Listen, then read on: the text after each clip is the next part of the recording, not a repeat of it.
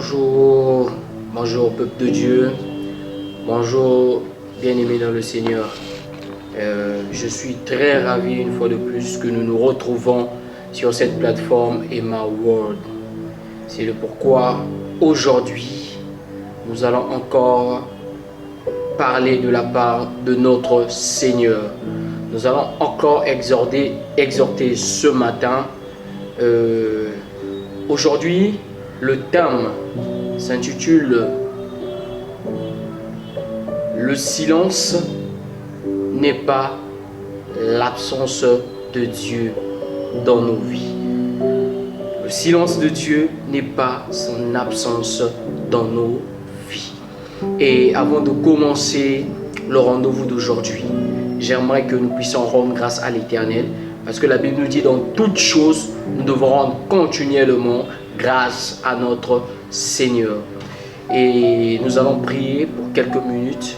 Éternel, nous te bénissons et nous te rendons grâce, toi qui nous as rassemblés, toi qui as permis encore ce samedi, Père éternel, que nous puissions écouter ta parole, que nous puissions nous réunir encore à travers cette plateforme en cherchant ta face. Que le Dieu de gloire, que à travers cette exhortation, Père éternel, que nous soyons touchés. À travers cette exhortation, que nous puissions comprendre quelle est ta volonté, quel est ton but vis-à-vis de notre appel et qu'est-ce que tu attends de nous et où est-ce que nous devons aller pour propager la bonne nouvelle.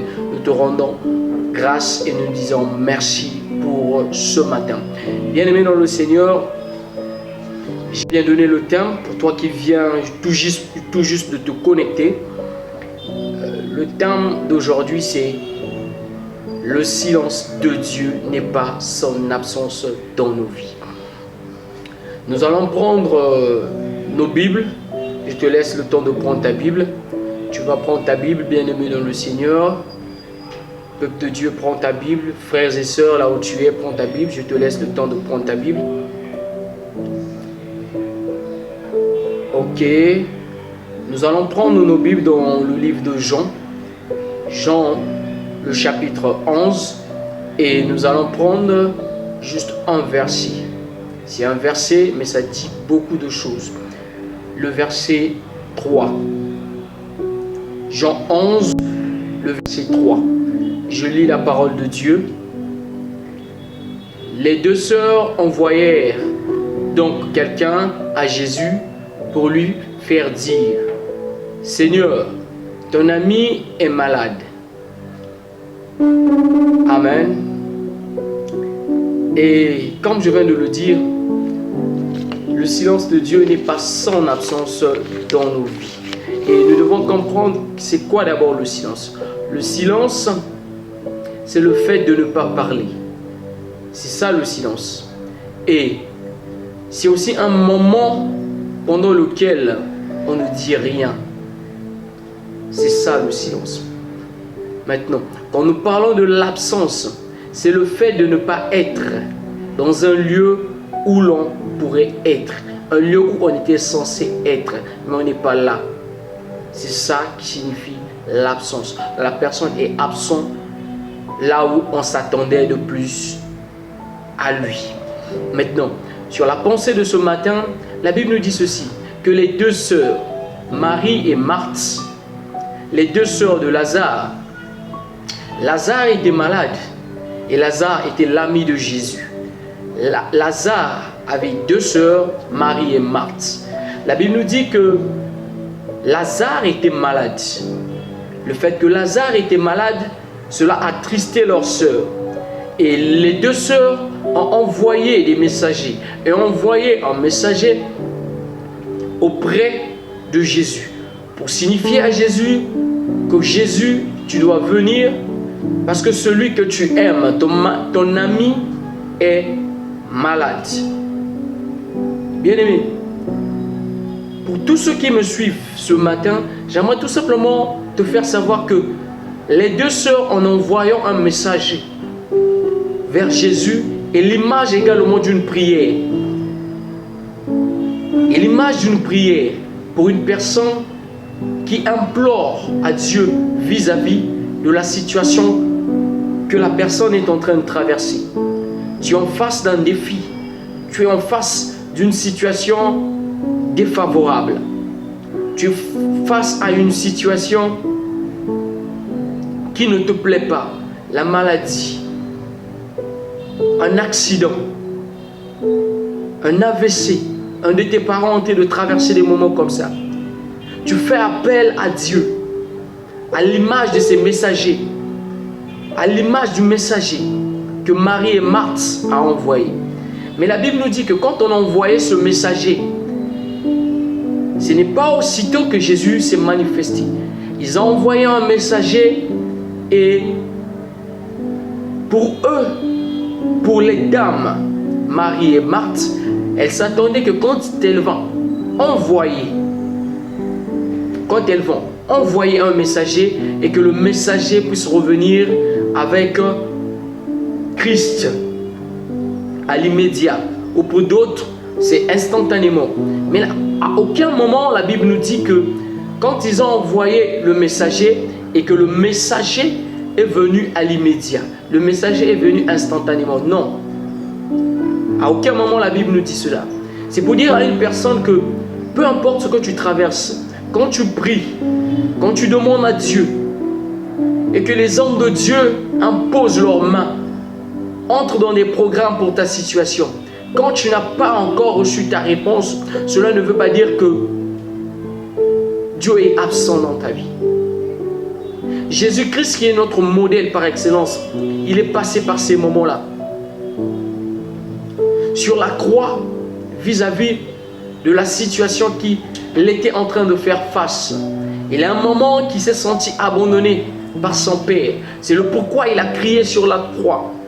Père, Père, pourquoi m'as-tu abandonné?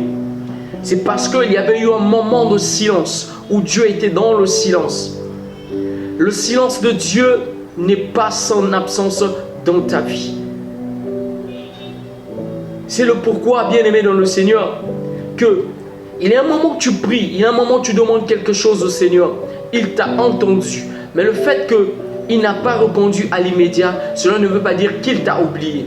Cela ne veut pas dire qu'il t'a abandonné. Cela ne veut pas dire que tout ce que tu es en train de faire, tu le fais en vain. Toi qui as l'habitude de s'aimer, tu sèmes, tu participes dans les cultes, tu es une chantre, tu es dans le protocolat, tu as l'habitude d'être ponctuel à l'église, mais vis-à-vis d'une situation, cela ne change pas. Ton célibat continue. L'esprit de mort te poursuit toujours. Le travail ne se manifeste pas. Le voyage qu'on t'avait longtemps promis ne se réalise pas. Et tu es là en train de prier, demander la faveur, la grâce de Dieu. Et jusqu'à présent, il y a un silence. Bien-aimé, le silence de Dieu veut tout simplement te dire qu'il est en train de t'observer, mais il ne réagit pas encore. Pourquoi il t'observe? Il veut t'observer pour voir si réellement tu es ferme sur la décision d'être sa fille, d'être son fils. Il est là en train d'observer. Est-ce qu'elle va tenir? Est-ce qu'il va tenir? Est-ce qu'il va rester debout? Est-ce qu'il va jeter l'éponge? Souvenez-vous de Job. Plusieurs personnes sont venues, son entourage, sa femme, afin qu'il puisse maudire Dieu. Parce que sa situation était tellement triste. Il a accumulé des pertes énormes dans sa vie. Les gens l'ont demandé de maudire l'Éternel. Mais lui, il est resté fidèle. Parce qu'au ciel, dans la dimension spirituelle, il y avait un pari spirituel. Il y avait un pari entre Dieu et le diable. Le diable a dit, s'il t'est resté fidèle, c'est parce que tu le mis. Mais Dieu l'a dit, non, sur cette terre, il n'y a personne de plus intègre que mon serviteur Job. C'est comme toi également. À deux fois, Dieu est en train de parler sur ta vie. À deux fois, Dieu a mis un pari sur ta vie. Parce qu'il croit en toi. Parce qu'il sait que malgré son silence, tu vas rester ferme. Malgré son silence, tu vas rester debout. Et tu vas continuer à évangéliser en son nom. Parce que les nombreux de ses serviteurs qui ont abandonné la voie de Dieu, c'est parce qu'ils avaient des sujets de leur vie que Dieu n'a pas encore exaucé. Ces gens ont abandonné la voie du Seigneur. Mais toi, je veux te dire de ne pas abandonner. Parce que la Bible nous dit également, Marie et Marthe s'attendaient de recevoir, de rencontrer Jésus le premier jour. Jésus n'est pas venu. Ils ont attendu le deuxième jour. Jésus n'est pas venu. Ils ont attendu le troisième jour. Jésus n'est pas venu, bien-aimé dans le Seigneur. Donc, pour ces deux sœurs, il y avait une tragédie. Pour ces deux sœurs, il y avait une succession de malheurs et de douleurs.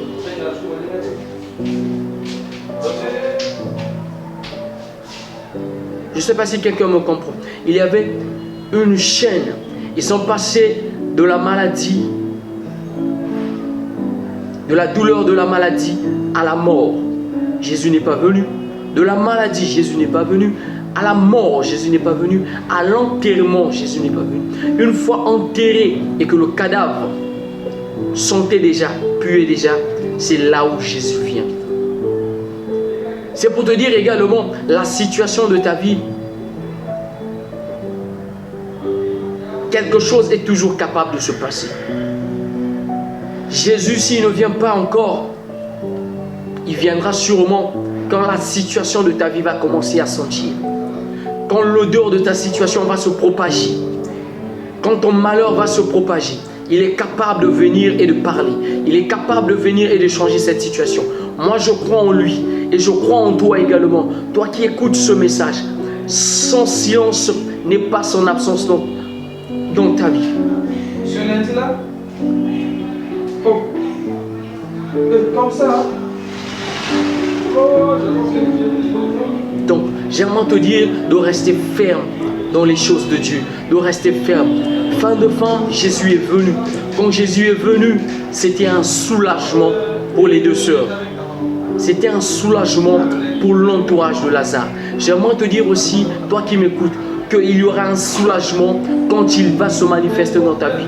Peu importe ce que tu traverses, le désert, les malheurs, la souffrance, la sécheresse, il va se manifester. La Bible nous dit que le Rédempteur se lève toujours le dernier. Il se lèvera pour ta situation. Et quand il s'est manifesté, la Bible nous dit qu'il a demandé, il a déclaré, il a parlé, il a dit « Lazare, sors ». En disant ces mots, Lazare est sorti dans son tombeau. J'aimerais dire aussi à une personne ce matin, sors de ta situation, sors de ton chômage, sors de la maladie, sors de tes AVC, sors de la pauvreté, sors de l'esclavage de lui qui te détenait, sors de toutes ces situations, car ton Rédempteur se lève maintenant et ton Rédempteur est en train de changer l'histoire de ta vie. Reste ferme, bien-aimé. Il est encore possible que quelque chose se passe dans ta vie. Et je crois que c'est maintenant que Dieu est en train d'agir. J'aimerais prier pour toi qui écoutez cette vidéo et pour toi qui va partager cette vidéo. Commentez, likez, abonnez-vous massivement sur la plateforme Emma World et sur notre chaîne YouTube Apôtre Jess Ngalesami. Éternel, nous te bénissons et nous te rendons grâce pour ces moments d'exhortation, Père éternel. Je déclare sur la vie d'une personne qui a longtemps cherché ta face, que cette personne est en train de sortir maintenant de sa souffrance, sortir maintenant de son chômage, sortir maintenant de tout ce qui ne marchait pas dans sa vie, parce que tu te lèves maintenant dans sa vie, tu te lèves maintenant dans la vie de son couple, de sa maison, Père éternel. Que toute personne qui avait longtemps cherché ta face, dont il avait eu un long silence de toi dans sa vie, Père éternel, que maintenant que tu agisses, que maintenant que tu le répondes, parce que tu es le Dieu de gloire, le Dieu de paix. J'ai ainsi prié, je dis Amen. Bien-aimé, le Dieu de mon Père t'a répondu et je suis ravi également de passer ces moments avec vous. Partage la vidéo et invite tes frères et sœurs à aimer la plateforme, et nous avons ainsi fini. Le rendez-vous, c'est pour le prochain samedi. Je te dis bye, ciao, que le Dieu de mon Père vous accompagne pendant ce week-end. Au revoir, peuple de Dieu, au revoir.